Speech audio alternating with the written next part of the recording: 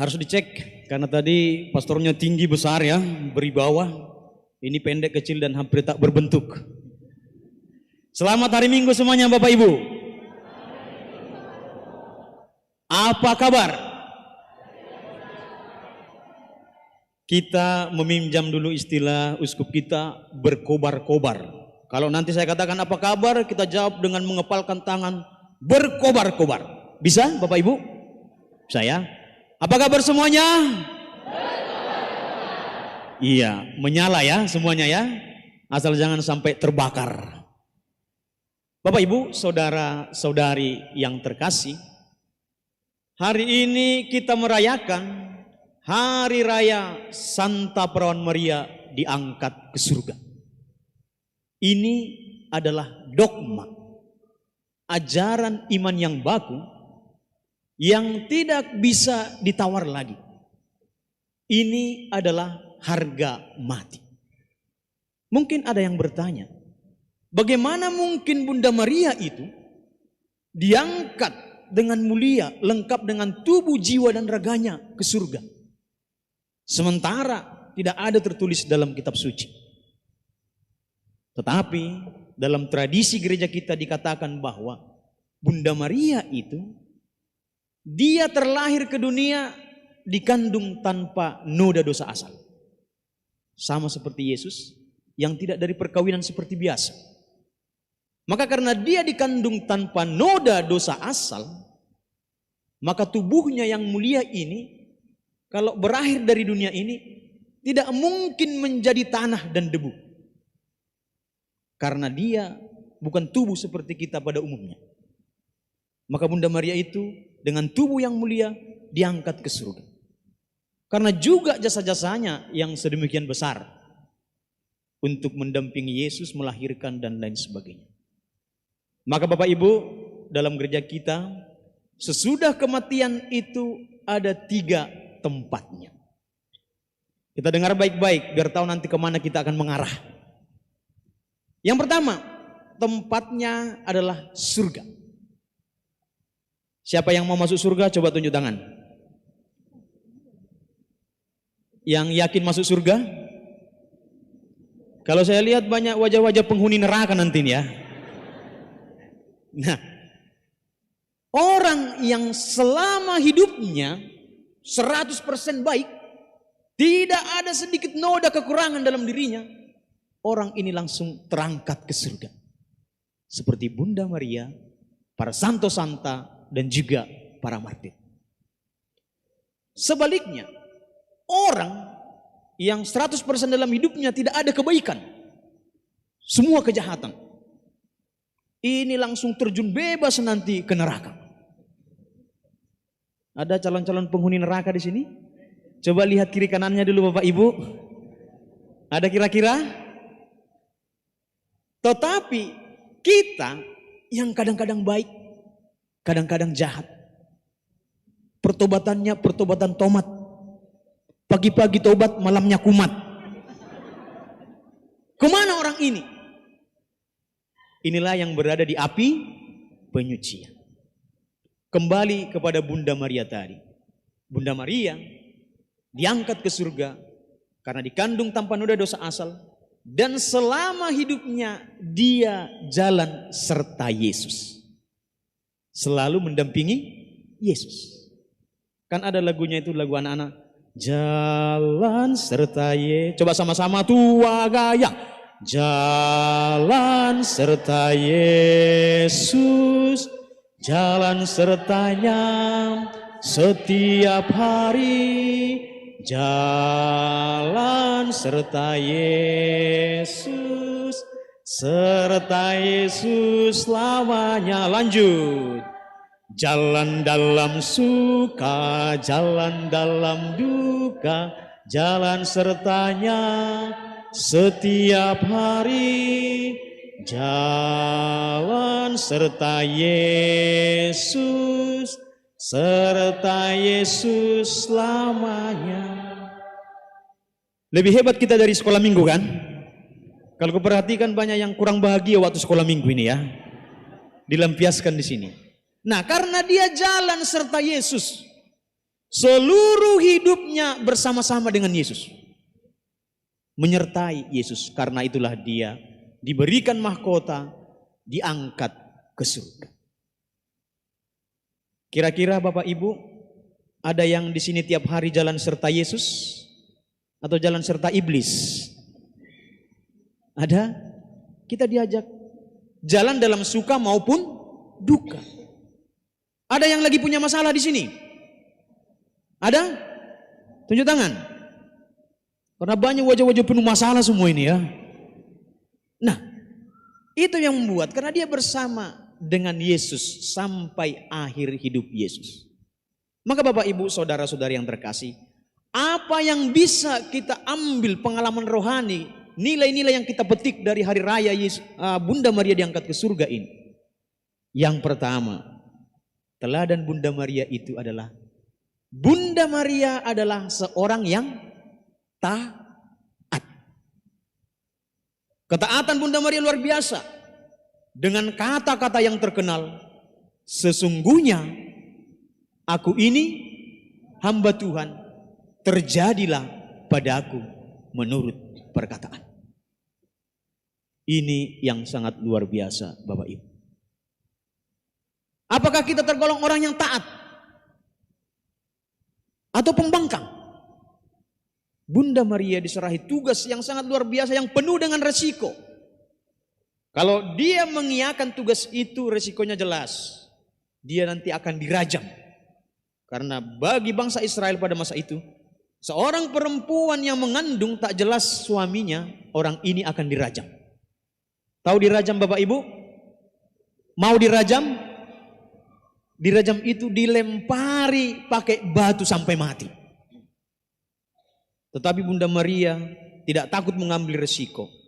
Dia tetap taat. Siapa di sini yang taat? Coba tunjuk tangan. Pembangkang semua ini. Coba Bapak Ibu semua dulu berdiri.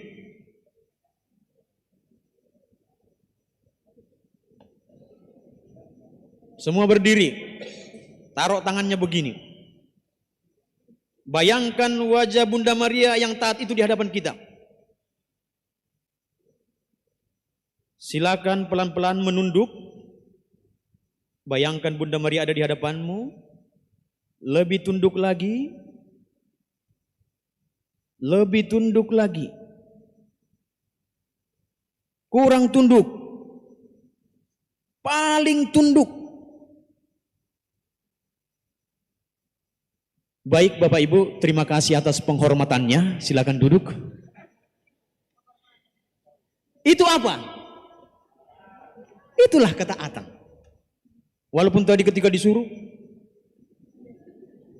tapi itu bukti ketaatan. Kita berdiri dan mau diperintah. Bapak Ibu, saudara-saudari yang terkasih, berbicara tentang ketaatan ini, saya selalu teringat Monsinyur Sinaga dulu di keuskupan, kamarnya mau ditimpa oleh pohon. Orang-orang sudah mengatakan, Monsinyur pindahlah, nanti ditimpa nanti kamarnya. Tapi Monsinyur tidak mau. Dan betul pada malam harinya, hujan lebat, angin kencang, pohon itu tumbang. Tapi luar biasa, pohonnya tidak menimpa kamar Monsinyur, malah sebaliknya. Dan besoknya semua orang heran. Kami misa di Elizabeth, seorang suster bertanya, Opung luar biasa sekali. Bagaimana itu ya? Kok pohon yang sebenarnya sudah miring ke kamar Opung malah tidak menimpa? Apa kata Monsinyur? Putriku, semua taat samaku. Angin, badai, hujan semua taat samaku. Hanya pastor, suster, pengurus gereja dan umat yang tidak taat katanya.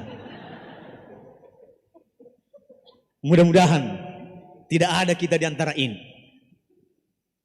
Kita orang yang taat kan? Dan pernah juga ada 3 orang pemuka agama berdebat. Orang muda siapa yang paling pemberani? Ketiga pemuka agama ini ada Bapak Ustadz, ada pendeta, dan ada pastor. Ustadz mengatakan, orang muda saya paling taat dan pemberani. Pendeta mengatakan, orang muda saya. Pastor mengatakan, orang muda saya. Mereka lagi bercakap-cakap di atas kapal yang di bawahnya ada 20 ikan hiu yang sudah lapar, siap menerkam. Mari kita buktikan, katanya. Lalu datanglah Pak Ustadz, tengok, biar ku panggil orang muda saya. Sini dulu kamu. Ya, siap Pak Ustadz. Di bawah ini ada ikan hiu 20. Coba kamu keliling berenang di bawah itu. Apa kata orang mudanya itu? Siap Bapak Ustadz. Demi kemuliaan Allah dan nama baik Bapak Ustadz. Allahu Akbar. Masuk. Boom. Keliling. Selamat. Pak Pendeta mengatakan, itu kecil itu. Lebih pemberani lah. Orang muda saya. Sini dulu kamu. Ya Pak Pendeta, di bawah ini ada 20 ikan hiu. Coba kamu terjun kelilingi 50 kali. Apa kata orang mudanya? Siap Bapak Pendeta. Demi kemuliaan Allah Bapa dan juga nama baik pendeta. Haleluya. Zur. Masuk. Naik, selamat. Lalu datang pastor. Kalau kayak gitu, mana main? OMK ku lah, katanya kan. Jago, katanya. Lalu OMK-nya itu mengatakan, sini dulu, katanya. Kenapa pastor? Di sini ada ikan hiu 20. Coba kamu kelilingi 100 kali. Apa katanya? Udah gila kuasa pastor, katanya. Pastor aja lah yang masuk, katanya. Ditendangkan pastornya. Bung, katanya. Lalu pastornya naik. OMK siapa paling pemberani? OMK saya lah berani nendang pastor, katanya. Maka jangan ada di sini yang pernah menendang pastor. Ada? Nah, itulah ketaatan Bapak Ibu. Kita diajak untuk taat, ya. Seperti Bunda Maria. Yang kedua, apa yang kita petik dari Bunda Maria? Menyimpan perkara dalam hati. Bunda Maria itu ekspektasinya tidak sesuai dengan kenyataan, ya. Dia disuruh untuk mengandung dan melahirkan putra Tuhan. Tetapi yang terjadi harus lahir di kandang domba, harus mengungsi lagi. Sesudah besar anak ini 12 tahun hilang lagi. Dicari-cari selama 3 hari 3 malam. Setelah ditemukan apa kata-katanya? Mengapa engkau mencari aku? Tidakkah engkau tahu bahwa aku berada di rumah Bapakku? Coba bayangkan anak kita hilang bapak ibu 3 hari 3 malam. Sesudah kita temukan, mengapa engkau mencari aku? Apa yang kita buat? Kepak. Jangan-jangan belum ditanya udah pak.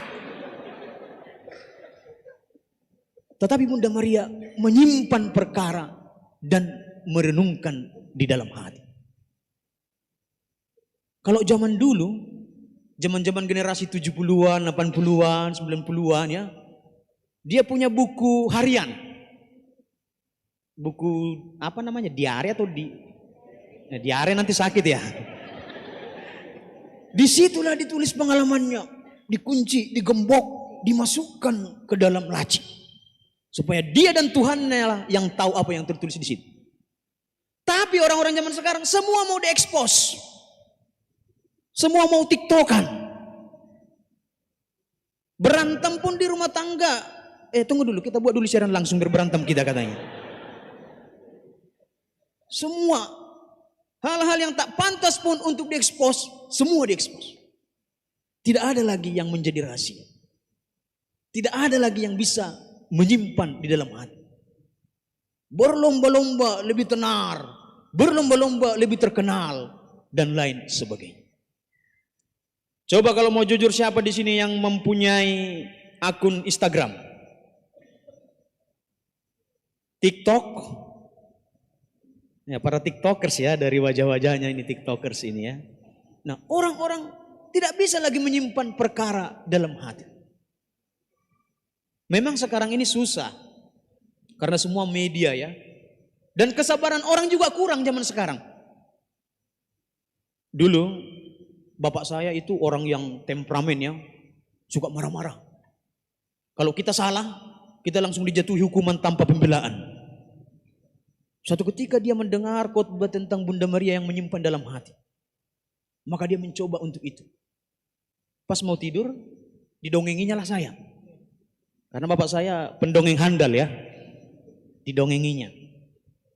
Sesudah itulah saya tanya, Pak, bapak teman saya katanya udah pernah keliling Indonesia. Bapak udah pernah enggak? Udah nakku katanya. Bapak udah pernah enggak injak Jakarta? Udah nakku. Tidurlah kamu ya. Oh udah pernah. Bapak teman saya pernah injak lagi kali. Bapak udah pernah injak Kalimantan? Udah nakku. Tidurlah kamu ya. Bapak udah pernah injak Surabaya? Udah nakku. Tidurlah kamu ya. Katanya udah agak kuat. Bapak pernah injak Manado? Semua yang di Indonesia ini udah pernah kuinjak. Tinggal mulutmu yang belum pernah kuinjak katanya. Diam kau, kalau enggak kuinjak katanya.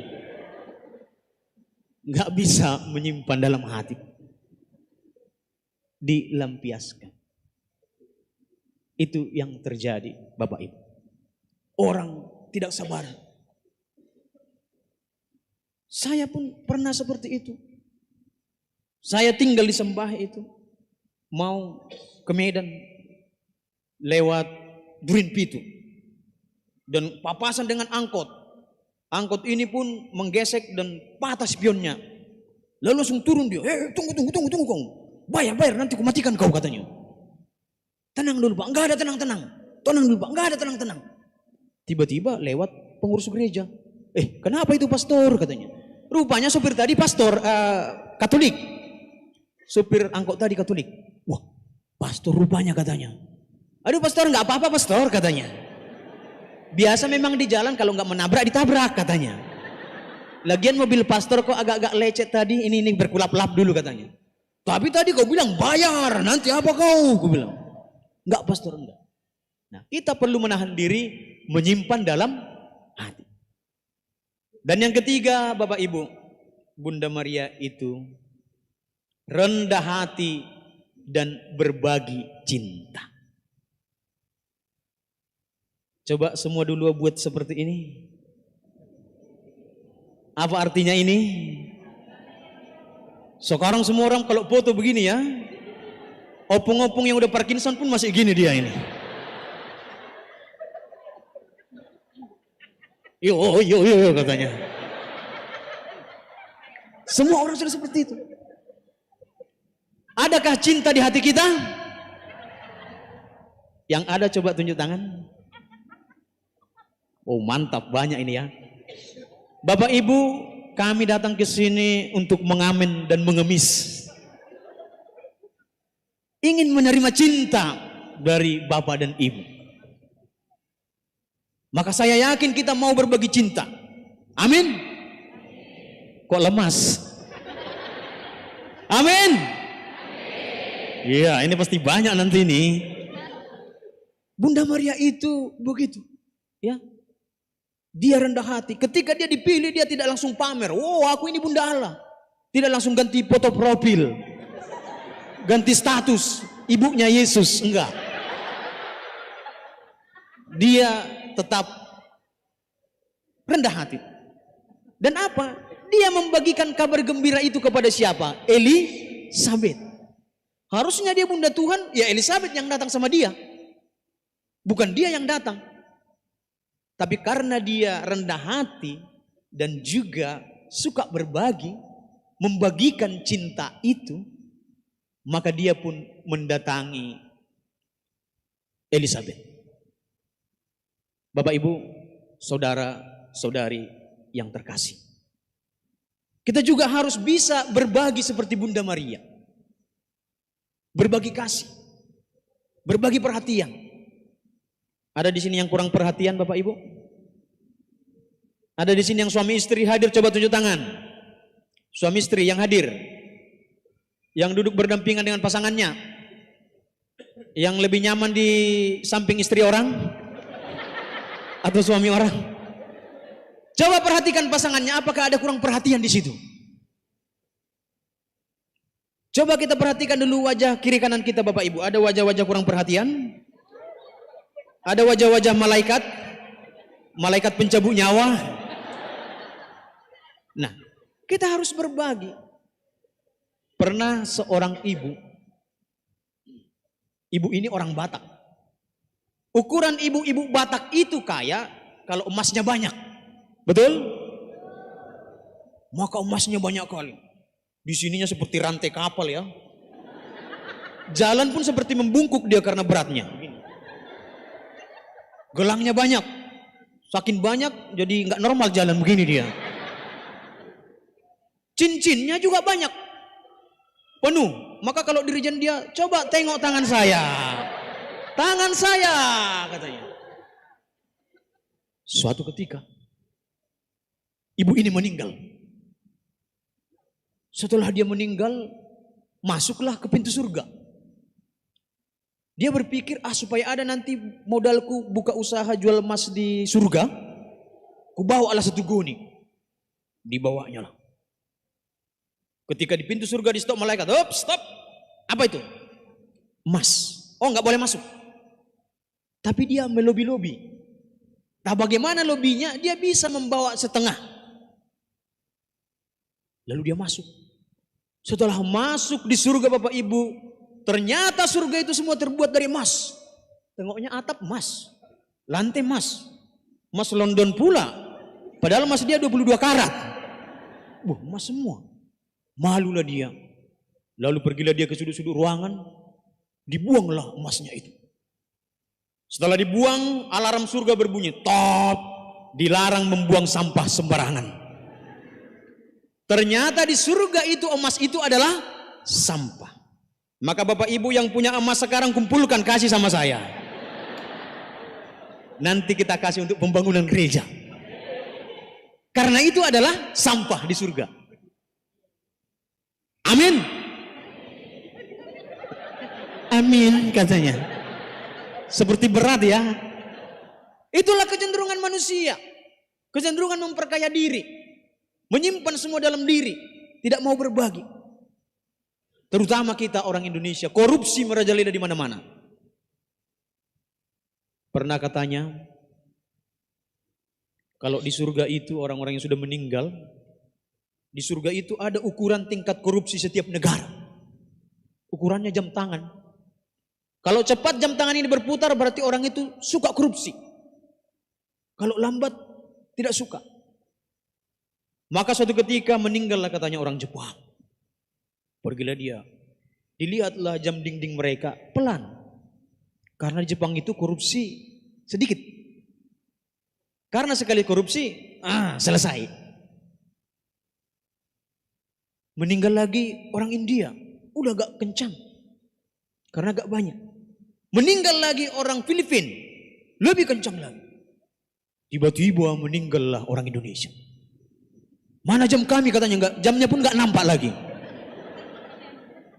Oh iya maaf. Jamnya kami taruh jadi kipas angin karena kencang kali katanya. Rupanya perputarannya begini.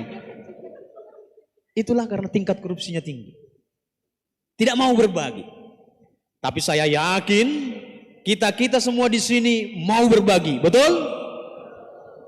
Amin. Kalau nggak mau berbagi, mana main? Kayak kita lah mau berbagi, sampai habis pun ongkos nggak apa-apa. Nah, artinya apa Bapak Ibu? Kita juga harus penuh rendah hati dan mau berbagi cinta. Bapak Ibu, saudara-saudari yang terkasih, permenungan ini, khotbah ini, ketaatan, menyimpan dalam hati, dan juga nanti mau berbagi, akan menjadi kata-kata yang kosong, menjadi sia-sia kalau kita tidak berbuat.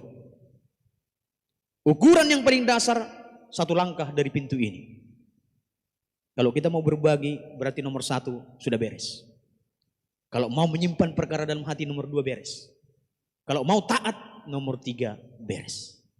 Maka saudara-saudari yang terkasih, marilah kita menandai Bunda Maria yang senantiasa taat, menyimpan perkara dalam hati, dan rendah hati, dan mau berbagi cinta.